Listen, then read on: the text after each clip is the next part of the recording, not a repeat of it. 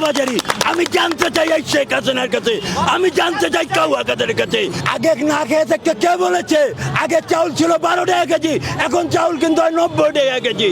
আগে তেল কিনতাম আমরা 32 টাকা কেজি, এখন তেল কিনি 220 টাকা কেজি। আগে পেঁয়াজ কিনতাম 8 টাকা 5 টাকা কেজি, এখন পেঁয়াজ কিন্তু 100 টাকা কেজি। আগে কাঁচামরিচ কিনতাম 20 টাকা কেজি, এখন কাঁচামরিচ কিন্তু 1000 টাকা কেজি। এই কোন দেশের সরকার? এই কোন কালোবাজারি? এই কোন কালোবাজারি? আমি জানতে চাই এই শেখ হাসিনার কাছে, আমি জানতে চাই কাউয়া কাদের কাছে, আমি জানতে চাই হাসান মাহমুদের কাছে। তোমরা যে বড় বড় কথা বলো দেশের উন্নয়ন হচ্ছে, কিসের উন্নয়ন করছো? কাঁচামরিচ 1000 টাকা কেজি, এই উন্নয়ন। চাউলের কেজি 100 টাকা কেজি, এই উন্নয়ন।